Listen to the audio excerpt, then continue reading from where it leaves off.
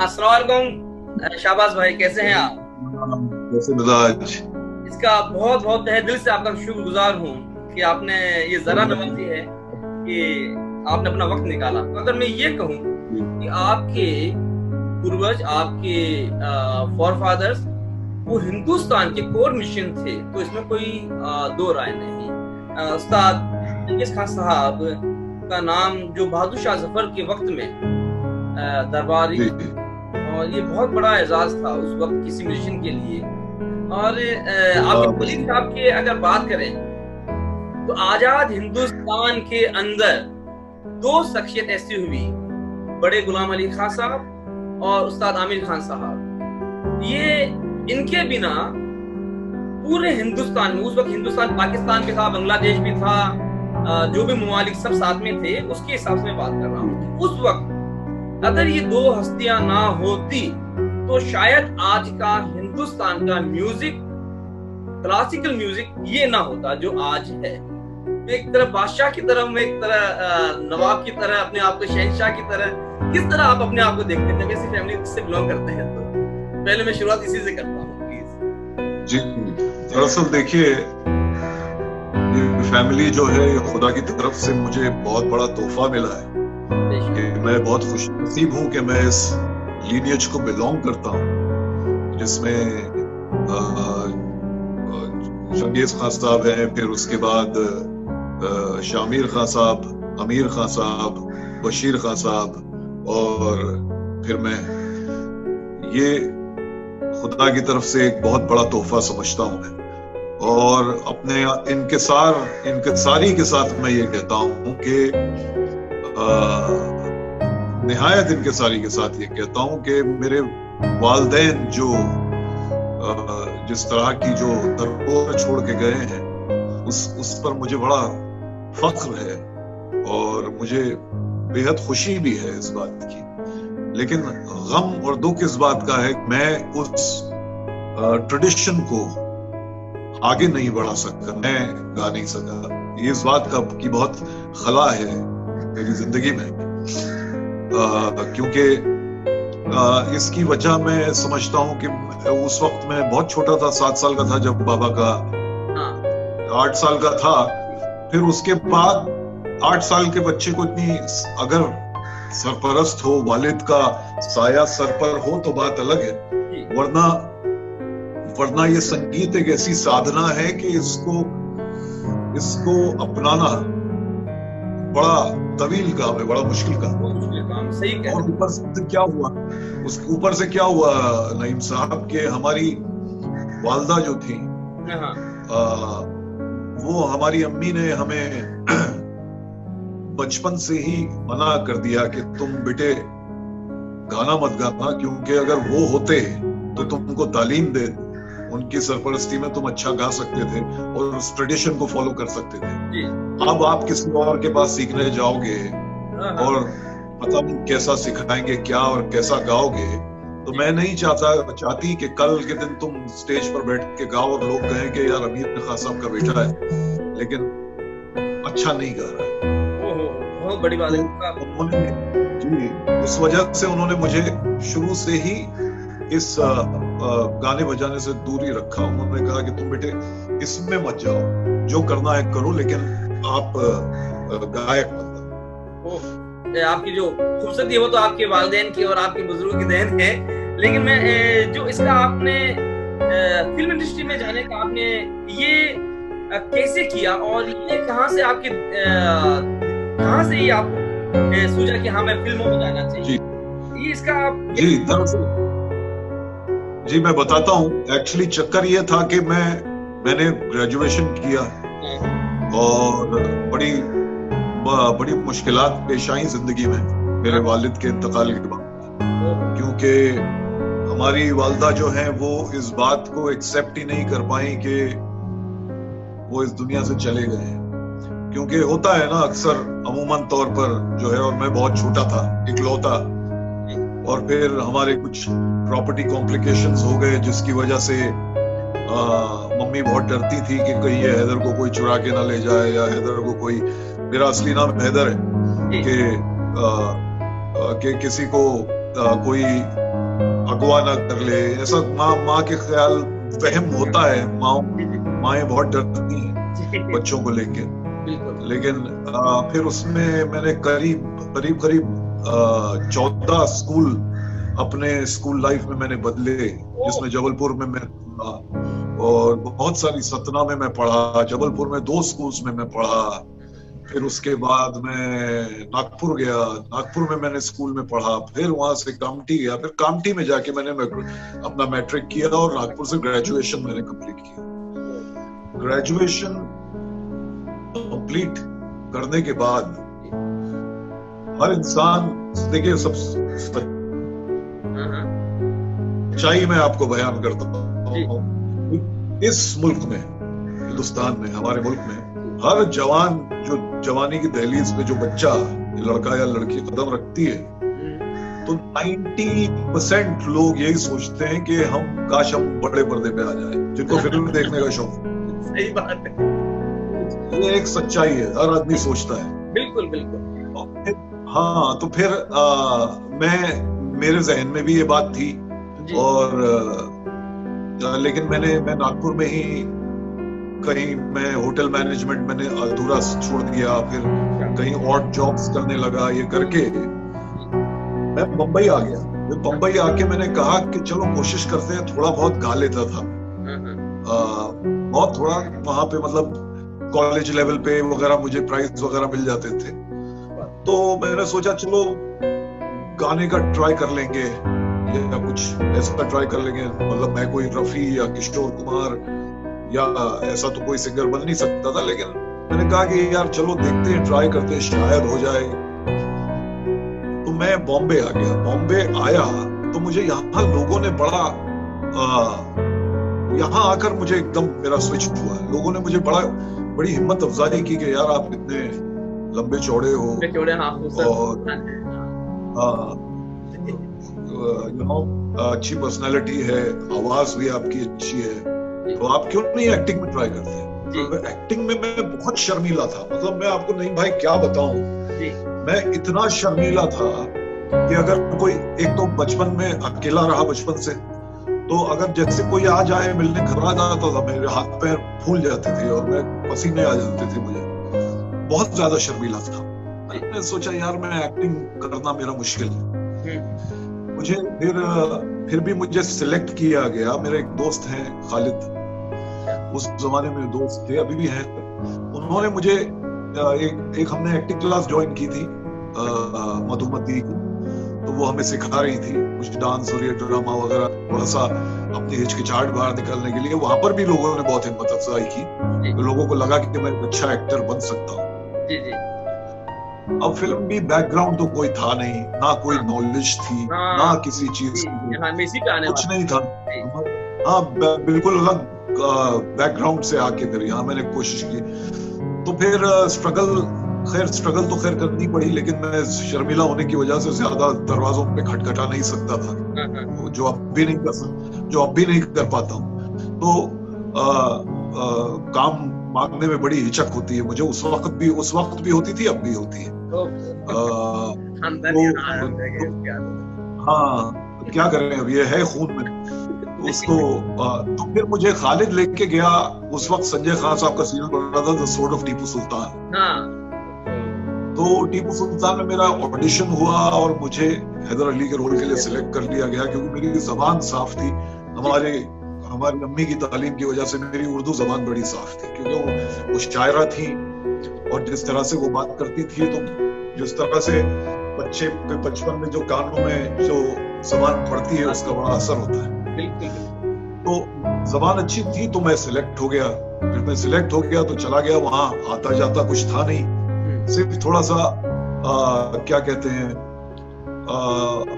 दुबला पतला बहुत ज्यादा था, लेकिन सिर्फ ये था कि एक कुछ मेरे अंदर एक जज्बा था कि मैं कुछ ना कुछ करके अपने आप को साबित तो कर लूं, क्योंकि बचपन से फिल्में देखने का बड़ा शौक था, सारे एक्टर्स को देख देख के बड़े हुए।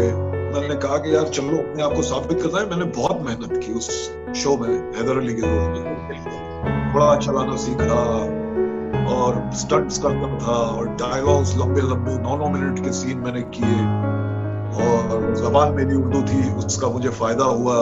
रातों को डायलॉग रिकॉर्ड करके मैं सुबह शूटिंग करता था, बहुत याद करता था, मेहनत बहुत की मैंने। अकबर खान साहब, संजय खान साहब, अकबर खान और संजय खान साहब ने बहुत साथ दिया और ये आपका जो रोल था हैदर अली का, जो रोल था टीपू सुल्तान में, टीपू सुल्तान में, तो पहली बात तो ये जो मैंने भी वो देखा है और सब वो बहुत मशहूर मारूफ रोल रहा है आपका। अगर टीपू सुल्तान को कोई याद करता है तो दो नाम याद आते हैं, टीपू सुल्तान खुद और हैदर अली।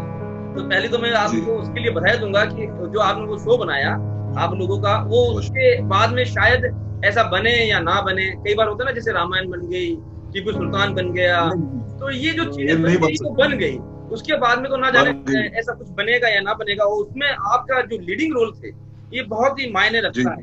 खान साहब, आपने इतनी सारी फिल्में की है और आपने शायद हिंदुस्तान के करीब करीब सब अदाकारों के साथ में काम किया है, चाहे वो शाहरुख खान हो, चाहे सलमान खान हो, चाहे सनी देओल हो। फिल्मों में इतने पुराने थे नहीं और शर्मीले भी थे, लेकिन आपके रोल देख के ऐसा नहीं लगता है कि आप कोई शर्मीले रहे होंगे, क्योंकि आपका जैसे जो रोल, जैसे मैं बताया ना, आपके एक तरफ तो आपने मस्ती जैसी मूवी में काम किया और दूसरा आपने टंगो चार्ली जैसी और या वीर जैसी फिल्मों में, जहाँ बाहुबली या इस तरह के रोल किया आपने। तो आप इसके उस रोल के बारे में मैं बहुत जानना चाह रहा था और बहुत सारे लोगों से मैंने पूछा था कि वो क्या जानना चाहते हैं आपके बारे में। तो मुझे कुछ सवाल आए थे, तो उनमें से ये सवाल था कि आपने वो उसमें रोल किया था, उसमें इतने भावुक आप कैसे हुए कि आपने लोगों को रुला दिया? दरअसल वो टैंगो चार्ली एक ऐसा इमोशनल, क्योंकि बेसिकली मैं हूँ बहुत इमोशनल आदमी और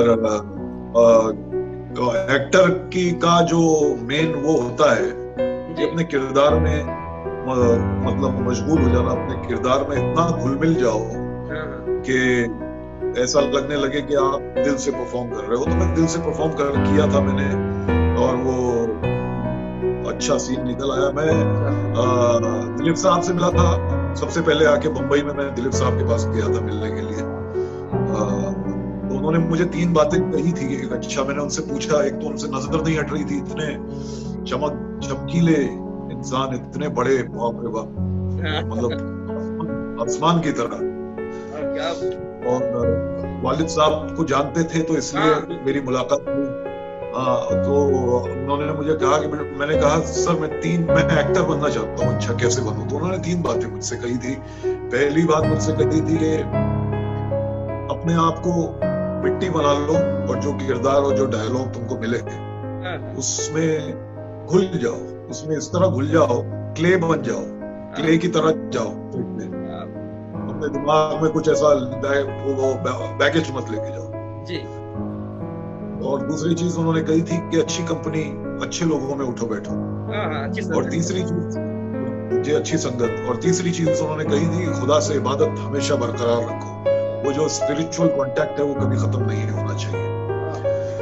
ये 3 चीजें उन्होंने मुझे कही थी और ये 3 चीजें मैं अपने पल्ले बांध के बैठा हूँ तब से, बस उसी के बल पे मैं चल रहा हूँ कि भाई ये 3 चीजें उन्होंने मुझे एक तरह से मास्टर ने बताई है और मैं एक छोटा सा स्टूडेंट उसको फॉलो करने की कोशिश करता हूँ, सभी करते हैं। तो और बहुत सारे किरदार ऐसे हैं जिनमें जो एक्टरों को नहीं चाहते हुए भी करने पड़ते हैं। बहुत सारे नेगेटिव रोल हैं जिसमें इंसान को अपने आप से बाहर निकल के नेगेटिविटी लानी पड़ती है।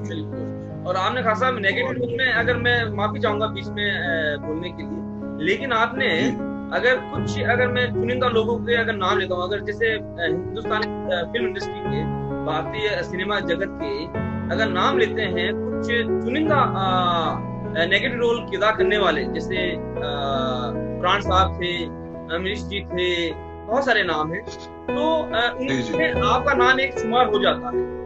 और आपने इतने सारे रोल जो किए हैं, नेगेटिव रोल भी आपने किए हैं, और बिग ब्रदर में जैसा आपका बहुत शानदार नेगेटिव रोल था। जानना भी चाह रहा था, मेरा सवाल भी ये लिखा हुआ भी था कि आप जब ये रोल करते हैं जो आपकी पर्सनैलिटी से बिल्कुल ही अलग होता है, तो फिर आप उसको किस तरह ढाल लेते हैं, किस तरह उसको आपको करना, किस तरह उसको आप जस्टिफाई कर लेते हैं? और लोग डरते भी हैं उसमें आपसे, फिर ऐसा भी होता है।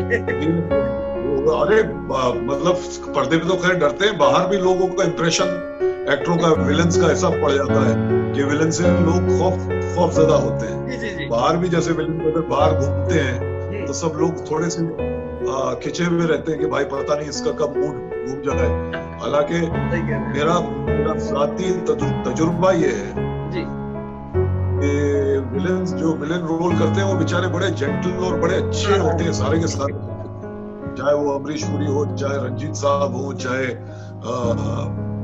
प्राण साहब हो, चाहे जितने अमजद भाई हो, अमजद साहब हो, इतने भी बड़े बड़े विलेन्स हुए, ये बहुत ही जेंटल और बहुत ही अच्छे इंसान, बड़े मददगार, लोगों के खैर ख्वाह, इस तरह के लोग हुए हैं।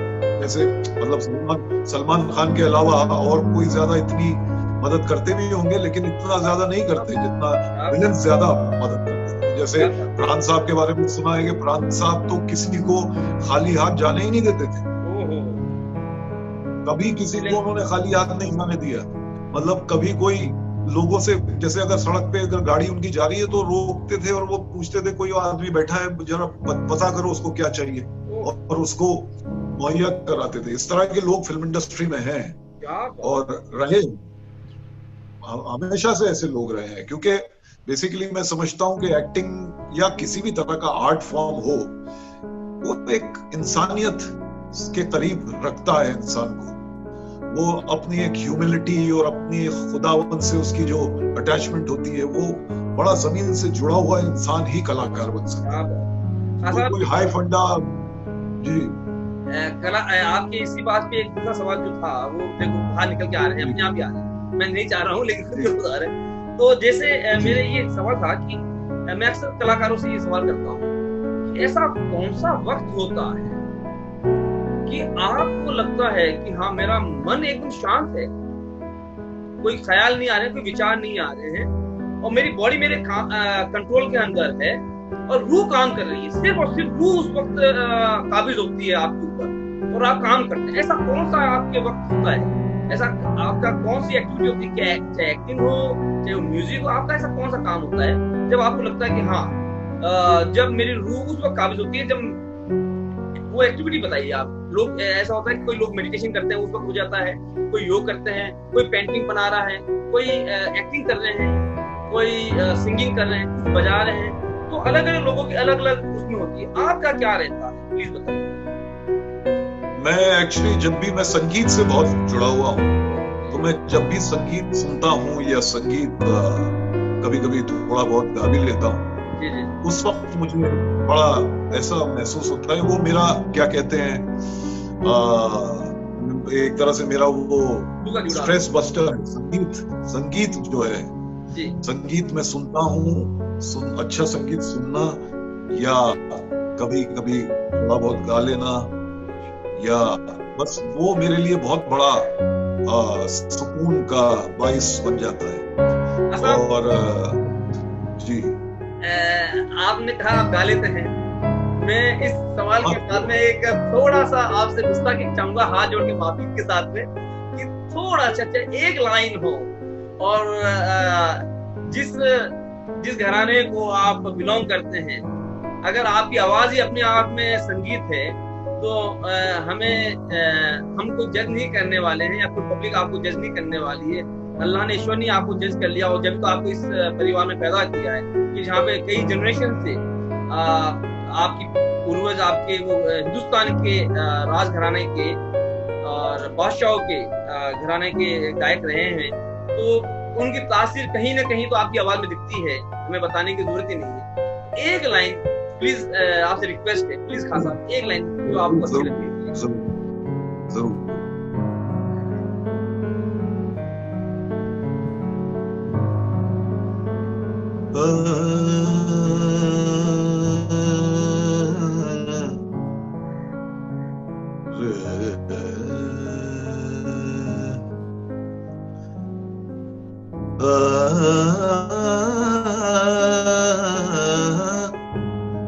तुम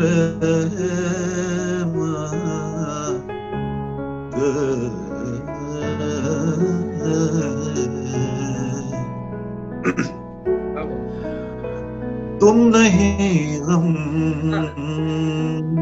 नहीं शराब नहीं, तुम नहीं गम नहीं शराब नहीं, तुम नहीं गम नहीं, गम नहीं, गम नहीं,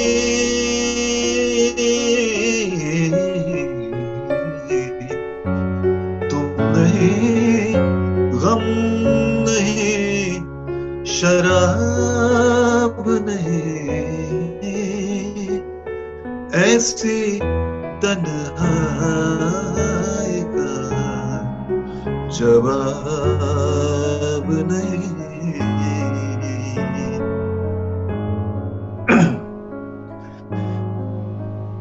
गाहे गाहे से पढ़ा कीजिए, दिल से बेहतर कोई किताब नहीं, ऐसी तन्हाई का, ऐसी तन्हाई का जवाब नहीं, तुम नहीं गम नहीं शराब नहीं। क्या बात है खान साहब, क्या बात है, माशाल्लाह। खान साहब मैं तो अब मुझे एक चीज का रिग्रेट होने लगा है कि आप इतना अच्छा गाते हैं, इतना अल्लाह ने आपको सुर और आवाज दोनों बख्शी है, फिर आपने गाना बजाना क्यों नहीं किया? और जैसे फिल्मों में तो लोग जैसे गाते हैं, आपको मालूम है, तो उनके हिसाब से आप बहुत ज्यादा बेहतर है खासा, माशाल्लाह। आपको गाना चाहिए था।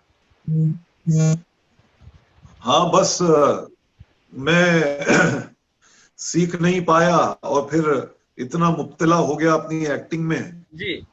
और फिर जैसा कि मैंने पहले भी आपसे कहा कि क्या होता है ना, दरअसल मुझे इस बात की खुशी है कि मेरी वालदा ने, मेरी अम्मी ने मुझे गाने से मना कर दिया, क्योंकि उनकी लॉजिक बिल्कुल सही थी कि भाई आमिर खान साहब का बेटा अच्छा नहीं गा रहा है।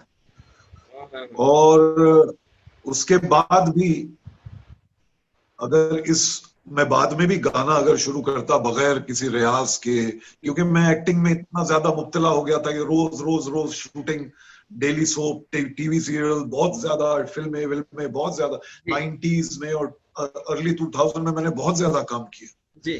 तो मेरे पास वक्त नहीं होता था रियाज का। और ये एक ऐसी साधना है कि इसमें अपने आप को लीन करना पड़ता है। बिल्कुल हकीकत। और जब तक आप अपने आप को लीन नहीं करेंगे तो मैं आधा अधूरा सिंगर बन के जीना नहीं चाहता था। ये मेरा ख्याल था, तो मैंने कहा कि नहीं, मैं ऐसा नहीं कहूंगा कि भाई लोग बोलेंगे हाँ ठीक है यार, बस ठीक है, ऐसा मैं नहीं चाहता था।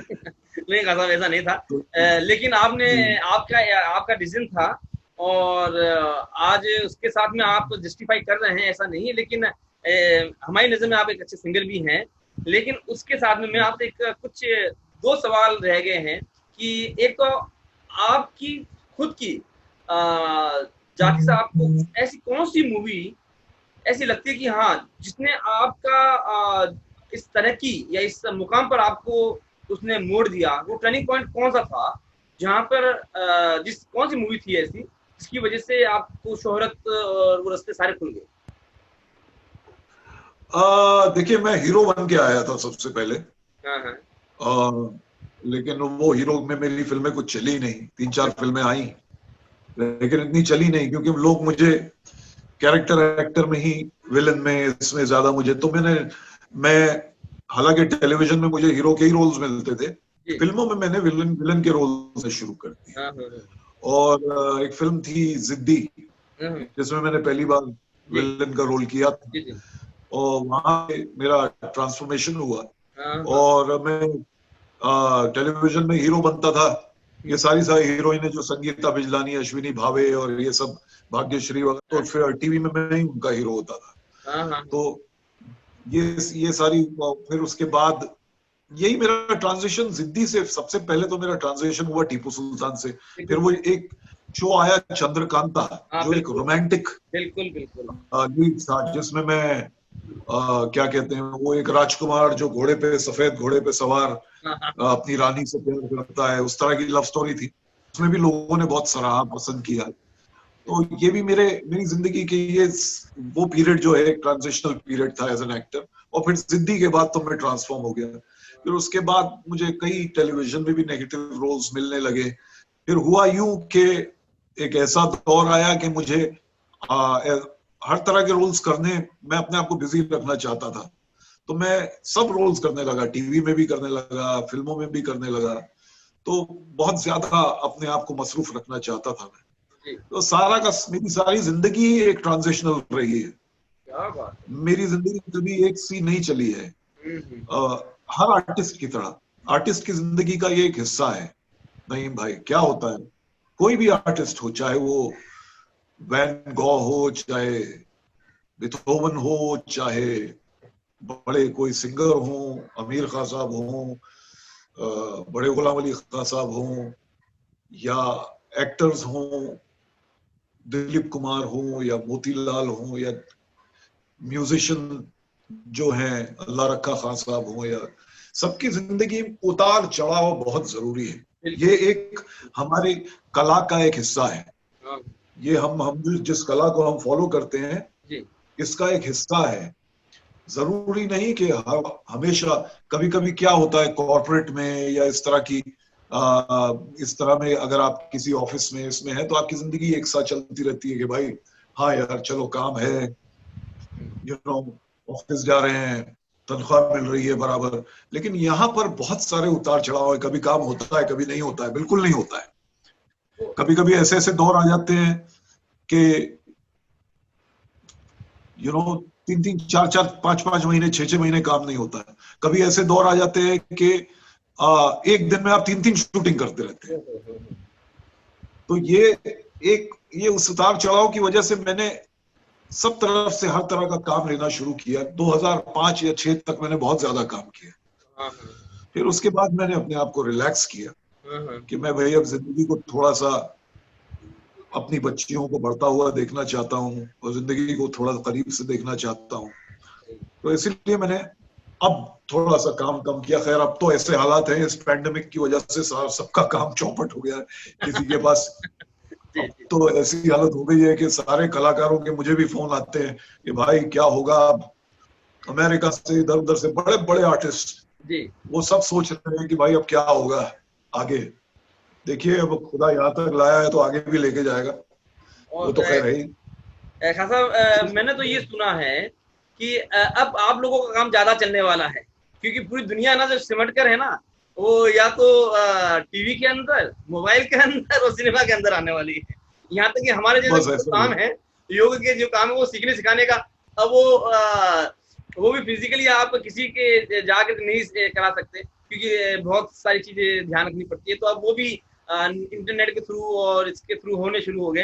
तो मुझे तो ये उम्मीद है कि आप लोगों को ज्यादा काम बढ़ेगा।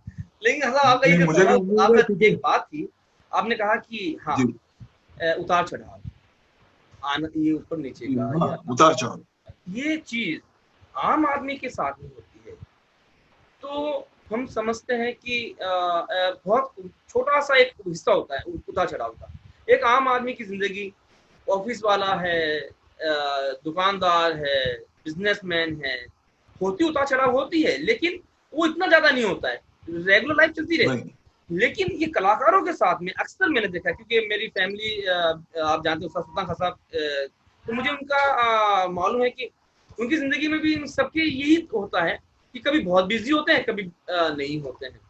तो आप लोगों के साथ में जब इमोशंस ये अटैच हो जाते हैं उस चीज के साथ में, कभी तो इसको मैं कंपटीशन तो नहीं बोलूंगा, इसको मैं कहूंगा कि एक होता है कि हाँ इतने सारे लोग हैं उसमें से अच्छी चीज आनी चाहिए, तो कंपटीशन भी हो जाता है, कभी रिग्रेट भी होता है कि काम मैंने छोड़ दिया, ये काम उसको मिल गया, या ये होता है कि ये काम मुझे मिल जाता कैसा रहता। कभी डिप्रेस भी हो जाते हैं, और कभी टेंशन भी हो जाती है कि अब आगे क्या होगा क्या नहीं होगा, और कभी एकदम है ना बहुत सारा काम आ जाता है, कोई फिल्म बहुत ज्यादा हिट हो जाती है, तो आप लोग, या कोई बहुत बड़ा प्रोग्राम, कोई कॉन्सर्ट, रेगुलर सीरीज हो जाती है, तो उसमें बहुत ज्यादा आप लोग कहते हैं ना फूले नहीं समाते, ठीक है ना। तो बिल्कुल इस तरह आपका ये जो इमोशंस चलते रहते हैं, तो इसको आप किस तरह हैंडल करते हैं? क्योंकि ये तो बहुत बड़ी बात होती है कि इतना इमोशंस का ऊपर नीचे होना, ये तो बहुत फिजिकली और ज्यादा मेंटली स्ट्रेस को बहुत ज्यादा तकलीफ दे देता है। तो आप लोग इसको किस बहुत तरह हैंडल बहुत करते ज्यादा हैं? बहुत बहुत टैक्सिंग होता है, बहुत इमोशनली, बहुत। हम लोग आर्टिस्ट लोग वैसे भी आपने देखा होगा कि आर्टिस्ट जो है बेसिकली बहुत इमोशनल होता है, जी जज्बाती होता है, जी। नरम दिल होता है, सॉफ्ट हार्टेड ही होता है। हाँ कोई हाँ। हार्ड हार्टेड आदमी, जो मजबूत, मतलब क्या कहते हैं, जो हार्ड हार्टेड आदमी तो कोई बन नहीं सकता है आर्टिस्ट, बिल्कुल आप तो जानते हैं। बिल्कुल बिल्कुल। बहुत हम लोगों पर असर बहुत होता है, जी लेकिन फिर उस असर को डाइल्यूट करने के लिए हाँ, वो क्या करते बहुत सारी चीजें होती हैं। कई लोग गलत रास्ता इख्तियार कर लेते हैं, जैसे शराब और ड्रग्स वगैरह का रास्ता भी इख्तियार कर लेते हैं? हैं। जी बिल्कुल करते दुनिया भर में देखा होगा। हैं। कई जी लोग होते हैं जो अपनी अपना क्या कहते हैं, वो इंट्रोस्पेक्शन करते हैं, हाँ हाँ। और जो चीज, जो भी हालात गुजर रहे हैं उनसे सीखने की कोशिश करते हैं। और मैं समझता हूं कि मेरे लिए मेरा मेरा जो लगाव है म्यूजिक की तरफ, जो मैं हमेशा जब भी स्ट्रेस्ड होता था, जी खैर अब तो नहीं, अब तो मेरी बच्चियां हैं, मुझे मुझे उनसे ही सुकून मिलता है, दोनों से। तकलीफ भी बहुत होती है उनसे, और उन्हीं से सुकून मिलता है। वो कहते हैं ना कि दर्द भी ये है और दवा भी ये है। जी जी ऐसा हो जी। गया क्योंकि बच्चे जब बड़े होते हैं हाँ। तो लेकिन पहले मैं पैकअप होता था तो मैं अपनी गाड़ी में म्यूजिक लगा दिया करता था, अच्छा, क्या बात। और मैं म्यूजिक सुनता था। मेहदी साहब, मेहदी हसन, हाँ जगजीत सिंह जी, हाँ हाँ। इनकी गजलें सुनता था। जी आ, गुलाम अली, बड़े गुलाम अली खान साहब का कभी कुछ लगा लिया, जी कभी जो बहुत सारे ग्रुप्स होते हैं, बाहर भी बहुत बड़े बड़े सिंगर्स हुए हैं, जी। वो कभी बाबा का कोई राग लगा लूं। क्या तो बात। ये म्यूजिक मुझे बड़ा सुकून अता करता था। और म्यूजिक के अलावा फिर मैंने अपने आप को एक्सरसाइज करने में झोंक दिया। हाँ मैंने हाँ। कहा कि यार एक्सरसाइज में इंसान क्या है, इंसान का कम से कम जितना एक्सरसाइज करे वो 1.5-2 घंटा जो है, 1-1.5 घंटा, उसका जहन एकदम क्लीन हो जाता है, क्योंकि वो अपनी जिस्म पे मेहनत कर रहा है, अपनी उसमें एक तरह से अपनी रूह पे भी मेहनत चल रही है उसकी। सही बात। तो एक्सरसाइज से मुझे बहुत हेल्प मिली। हम्म। और बुरी आदतें तो खुदा का शुक्र है मुझे लगी नहीं। और दोस्त वगैरह तो हमारे मुंबई में कोई दोस्त वगैरह तो होते नहीं है, यहाँ सिर्फ काम काम हाँ के कम काम चलते हैं, हाँ। चलते चलते ही दोस्त हैं। सब अपने अपने घर जाके सब भूल जाते हैं। कोई क्या। दोस्ती वगैरह यहाँ से, क्या कहते हैं, वर्क रिलेटेड रिलेशनशिप्स होती। तो अपने घर में ही अपने आप, सबसे कलाकार जो है वो सबसे पहले खुद से अपनी दोस्ती कर ले, जी अपने आप से दोस्ती कर ले, वो बेस्ट है। मैंने अपने आप से दोस्ती कर ली थी। हाँ। और मैं बहुत बार ऐसा, बहुत कई दफा, मैं अगर ऐसा कोई बोल रहा है एक्टर के ऐसा हुआ ही नहीं, गलत है। कई दफा ऐसा हुआ कि मतलब इतनी कोफ्त और इतनी तकलीफ होती है कि इंडस्ट्री जो है ये बड़ी, क्या कहते हैं, हाँ नेगेटिव प्रभाव आ जाता है उस पर। खतरनाक खतरनाक जगह है। इतनी इंडस्ट्री में काम मिलना और ढूंढना कोई आसान काम नहीं है, हाँ। बहुत मुश्किल। फेवरेटिज्म बहुत ज्यादा है, रेसिज्म बहुत ज्यादा है। ओके। लेकिन फिर भी 80% लोग बहुत अच्छे हैं इस क्या। इंडस्ट्री में। हाँ हाँ हाँ, सुभान अल्लाह। 80% लोग इसमें बहुत अच्छे हैं इंडस्ट्री में। 20% लोग हैं जो हर जगह होते हैं अच्छे बोल रहे हाँ हैं। वो हर तो मैं फील्ड। समझता हूँ हर जगह हर फील्ड में होते हैं। लेकिन यहाँ इस इंडस्ट्री में आके आई थिंक मेरी खुशनसीबी है कि मैंने इस इंडस्ट्री को चुना और इस इंडस्ट्री ने मुझे मौका दिया। सुभान, क्या बात। ये इस इंडस्ट्री में बहुत कुछ सीखता है आदमी, और ये इंडस्ट्री आपसे जितना लेती है, एक बहुत बैलेंस है। इंडस्ट्री आपसे, फिल्म इंडस्ट्री आपको जितना देती है उतना ले भी लेती है, इमोशनल तौर पे या फाइनेंशियल तौर पे, क्योंकि आप जितना काम आप जिंदगी में करते हो उससे डबल काम आप रिफ्यूज करते हो। वो भी ये बहुत सारे फ्रस्ट्रेशंस होते हैं कलाकारों को, लेकिन इनसे डील करना आना चाहिए।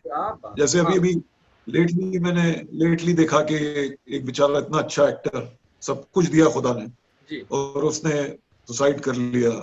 बहुत सारे एक्टर्स, सुशांत, हाँ, कई मतलब मुझे मेरी एक फेवरेट अदाकारा थी दिव्या भारती, और मैं 15-16 साल का था उस वक्त, और मैं बहुत बड़ा फैन हुआ करता था, और एक दिन मालूम चला कि उन्होंने सुसाइड कर लिया। तो दिल ये आर्टिस्ट या कलाकार, मैं समझता हूँ कि ये इनकी जिंदगी निजी जिंदगी नहीं रहती है, इनकी जिंदगी पब्लिकली हो जाती है, वो सबकी हो जाती है। जैसे अगर आप हैं तो आप ठीक है, आपकी अल्लाह ने आपकी जिंदगी बख्शी है, आप हैं, इंडिविजुअल हैं, लेकिन आपके साथ में हम लोग जुड़ जाते हैं, और इस तरह जुड़ते हैं जैसे कोई आत्मा जुड़ जाती है किसी आत्मा से। तो आप जो कहते हैं उनको हम लोग कोशिश करते हैं कि वैसा बनने की, या उसको उस तरह अपनी जिंदगी में अमल तौर पर लाने की। तो ये हकीकत है, फिल्मों का असर पड़ता है। और इसी के साथ में मेरा जो आखिरी सवाल था आपसे, वो सवाल ये था कि आप दुनिया को अगर सकारात्मक या पॉजिटिव या अच्छाई या प्यार मोहब्बत से रहने के लिए तो प्रैक्टिकल चीज क्या करनी चाहिए कि इंसान आराम से, सुकून से और प्यार से जिंदगी जिए, उसके लिए क्या फलसफा है आपकी नजर में? आप ऐसा क्या करते हैं कि आपने स्ट्रगल करते हुए भी, इतना नेगेटिव पॉजिटिव करते हुए भी आज इस मुकाम पर हैं कि आपका रेस्पेक्टली नाम लिया जाता है फिल्म इंडस्ट्री के अंदर और पूरी दुनिया के अंदर। आपने आपकी जो फैमिली जो चली है, जो उनकी मेहनत है, तो उसको आपने कहीं डिस्ट्रॉय नहीं किया, उसको आपने बढ़ाया है। आपने फील्ड अलग चुनी, लेकिन आपने अपनी फैमिली, अपने रुतबे को, उसको आगे किया है, उसको झुकाया नहीं है। तो आपने क्या किया ऐसा कि आपकी कामयाब जिंदगी का राज क्या है, वो आप प्लीज लोगों को बताइए कि एक सुकून भरी जिंदगी जीने के लिए क्या फलसफा है? फलसफा तो खैर सारे फलसफे आप जानते हैं कि जिंदगी एक ऐसी चीज है कि सारे फलसफे फेल हो जाते हैं। लेकिन मैंने अपने आप को कोशिश की कि ज्यादा से थोड़ा सा डिसिप्लिन रहूं, थोड़ा डिसिप्लिन अपने आप में रखूं, और अपने जहन को ज्यादा भटकने ना दूं, और बहुत ज्यादा लालच और बहुत ज्यादा क्या कहते हैं एम्बिशन, ये भी चाहिए, वो भी चाहिए, ये भी चाहिए, इस चीज से मैं दूर रहा। खुदा ने जो दिया है उसमें सुकून ढूंढना, उतने में सुकून ढूंढना, ये बहुत बड़ा राज है। ये अगर आप जितनी ज्यादा आपका लालच और आपकी भूख है, उतनी ज्यादा बेचैनी। आपको अपना कर्म करके अपने आप को खुदा के हाथ में छोड़ देना चाहिए कि भाई फल देने वाला वो बैठा है, वही देगा। मैं जिंदगी भर इसी फिलॉसफी पे चला। मैंने अपने आप को बहुत ज्यादा पाने की होड़ नहीं मैंने लगाई, और मोहब्बत से जिया, लोगों के साथ कोशिश की कि लोगों की मदद करता चलूं रास्ते में, किसी का दिल ना दुखाऊं। तो मैं समझता हूं कि सेटिस्फैक्शन, सेल्फ सेटिस्फैक्शन और काइंडनेस, ये दो चीजें हैं। सेल्फ सेटिस्फैक्शन और काइंडनेस, ये दो चीजें आपको दुनिया भर की जो क्या कहते हैं, जो खुराफात है, उससे दूर रखती है। क्या बात। तो खासा मैं कोशिश यही जी, प्लीज आप कोशिश। तो मैं यही कोशिश करता हूँ कि भाई अपने अपनी ज्यादा भूख को ना बढ़ाया जाए, जो है हमने। और इस खासतौर से इस लॉकडाउन ने तो हमें ये सिखा दिया है कि भाई तुम्हारी जिंदगी से बड़ी कोई चीज नहीं है। सुभान अल्लाह। ये पैसा दौलत ये वो सब धरा का धरा रह जाएगा। आपकी जिंदगी आपका आपके लिए बहुत बड़ा तोहफा है खुदा की तरफ से। उसको आप कम से कम वांट्स में, कम से कम चीजों में जियो, अपने परिवार के साथ वक्त गुजारो। हमने देखा कि कई करोड़पति लोग चले जाएंगे, उनके बगैर जिंदगी नहीं रुकेगी। बिल्कुल जिंदगी रुक जाएगी, जिंदगी हमारी रुक जाएगी कि ये जो रास्ते पे जो भाई साहब झाड़ू दे रहे हैं, वो साफ सफाई वाले, डॉक्टर, नर्सेज, किराने की दुकान वाले, ये सारे चीजें लोग ना हो हमारे आसपास तो हम कैसे जिएंगे। हाँ हाँ हाँ, क्या बात। इस लॉकडाउन ने हमें ये सिखाया, इस लॉकडाउन ने हमें ये सिखाया कि भाई आप अपने सोने के महल में रहोगे वो इनफ नहीं है, उससे आपको खुशी नहीं मिलती है। सबसे पहली तो आपकी जिंदगी आपका तोहफा है, उसका ख्याल रखिए। अपने आसपास जो लोग हैं उनका ख्याल रखिए। ज्यादा लालच, ज्यादा होड़ चीजों की ये मत रखिए, क्योंकि एंड में आप और आपकी जिंदगी ही है जो जीती है। क्या बात, ये चीजें मैंने सीखी जी। तो खान साहब, मैं इस गुफ्तगू को खत्म करने से पहले हमारे जो सुनने वाले हैं, देखने वाले हैं, उनको आपकी जो शख्सियत है, जो मैंने कोशिश की है जिसको जानने की, जिसको पहचानने की, और आपकी रूह को अगर मैं शब्दों में, अल्फाजों के अंदर अगर मैं बताना चाहूँगा, तो आप वो शख्स हैं। अगर आप प्रोफेशनली बात करें तो आप अपने आप को, जैसे दिलीप साहब ने कहा था कि आपने अपने आप को मिट्टी बना रखा है कि जिस तरीके से जहाँ कोई ढालेगा, जहाँ जिस तरीके से आपको पेश करेगा उस तरफ पेश हो जाना। ये एक छोटी बात होती है, बहुत बड़ी कला होती है। और दूसरा, अच्छी संगत, और आपकी अच्छी संगत रही है क्योंकि आपकी वालदा की तरफ से आपकी देन थी कि उन्होंने आपको गलत राह पे नहीं पढ़ने दिया। शुरू से ही गलत राह पे पढ़ते तो शुरू से स्कूल कॉलेज में ही पढ़ जाते, तो शायद आप आज शाहबाज खान, हैदर अली जी शाहबाज खान नहीं होते, कहीं और ही होते। लेकिन इनकी वालदा का जो योगदान रहा इनकी तरबियत में, इनकी संस्कारों में, इनकी परवरिश में, वो यहाँ दिखता है, देखने को मिलता है। और उसी को इन्होंने बम्बे आने के बाद में भी सिलसिला वही कंटिन्यू किया और अच्छी संगत ही रखी। और इसके बाद में स्पिरिचुअलिटी से इनका शुरू से नाता था। तो आज भी इनकी जिंदगी में चाहे कितने भी उतार चढ़ाव आए, लेकिन ये कहीं भीगे नहीं, कहीं बिखरे नहीं। और यही एक कलाकार की नहीं, एक अच्छे इंसान की पहचान होती है कि अगर आपकी जिंदगी में कुछ उतार चढ़ाव आए तो उनको पॉजिटिव लेना चाहिए, नेगेटिव नहीं लेना चाहिए। और जैसे खान साहब कहते हैं कि इन्होंने क्रेज किया, तो हर आदमी क्रेज नहीं करता है, फैमिली बिजनेस को लेकर चलता है, फैमिली ट्रेडिशन को लेकर चलता है, लोग नेपोटिज्म की बात करते हैं। लेकिन मैं तो खान साहब को देखता हूँ तो मुझे तो ये कहीं से कहीं तक नजर नहीं आता है। और इन्होंने जो स्ट्रगल किया, अपने दम पे किया, अपनी पहचान पे किया, अपने बूते पे किया, और आज हिंदुस्तान की फिल्म इंडस्ट्री में वो मुकाम हासिल कर लिया है जिसको अगर कोई अब चाहेगा भी तो उसको हटा नहीं सकता। वो तो वो छाप छोड़ दी इन्होंने, वो छोड़ दी। इनके किरदार जितने अच्छे थे, जितने लोगों के दिलों पे और दिमाग पे, जहन पे अंकित होते थे, छाप छोड़ते थे, इम्प्रेशन छोड़ते थे, उसी तरह इनकी पर्सनैलिटी है। खान साहब ने कहा कि जिंदगी के कुछ फलसफे जहां इंसान अपनी अच्छी जिंदगी जी सकता है, ये बड़े लोग हैं, इनकी बात मानना चाहिए। मैं आप लोगों को बता रहा हूँ, संतुष्टि, लालच, और लालच में किया हुआ सुकून होना, वो सबसे गलत है। तो कोशिश कीजिए, एफर्ट्स कीजिए, क्योंकि खान साहब ने जितना एफर्ट्स किया, करेज किया है, उतना शायद बहुत कम लोग कर पाते हैं अपनी एक अलग फील्ड चुनना। उतना हो सकता है खान साहब ये कर लेते, ठीक है गाना बजाना कर रहा हूँ, ज्यादा नहीं तो कम कर लूंगा, लेकिन उसको छोड़ते नहीं, क्योंकि उनका एडवांटेज उनको मिलता है, इनके वालिद साहब, इनके दादाजी का, उनका नाम मिलता ही मिलता, और कम से कम रोजगार से तो ये महरूम नहीं रहते।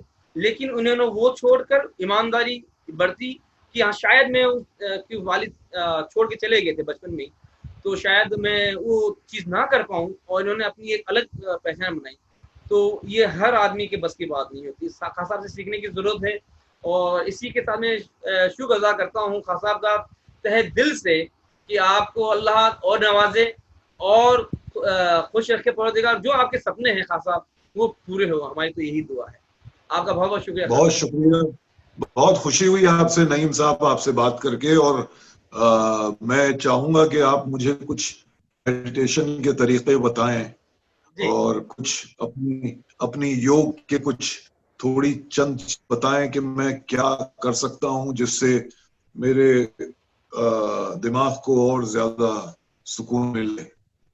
खान साहब ने पूछ लिया तो मैं बता देता हूँ, लेकिन आप बड़े लोगों को बताना ये समझ लीजिए कि दिया अगर सूरज को रोशनी दिखाए तो क्या रोशनी दिखाएगा, लेकिन फिर भी क्योंकि मेरा प्रोफेशन है, मेरा काम है, और कोई पूछ भी ले तो मेरा फर्ज बनता है बता देना।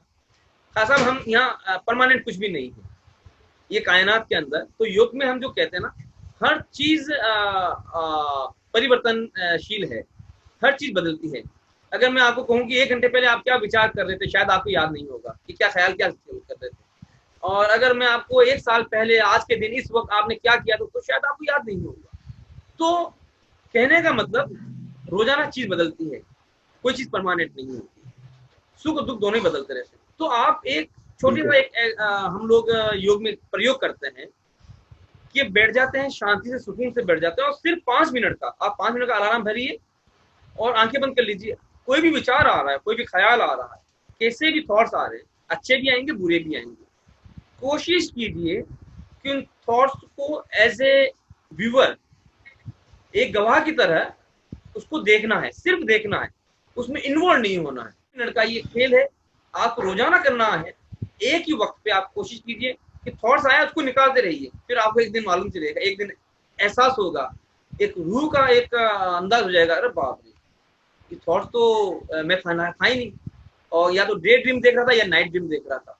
तो जब ये चीज एहसास होने लगती है खासा, तो इंसान को अपनी रूह का एहसास हो जाता है, और रूह का एहसास हो गया फिर सारी चीजें, चाहे वो दुनियावी हो, चाहे जिस्मानी हो, चाहे इमोशंस हो, उनसे आदमी जीता तो है लेकिन बेहतर जिंदगी जीता है। जरूर जरूर, बहुत शुक्रिया, बहुत शुक्रिया, बहुत बहुत शुक्रिया खासा, बहुत बहुत शुक्रिया। अल्लाह हाफिज। खुशी हुई आपसे बात करके। शुक्रिया खासा, मुझे भी बहुत बहुत खुशी हुई आपसे बात करके।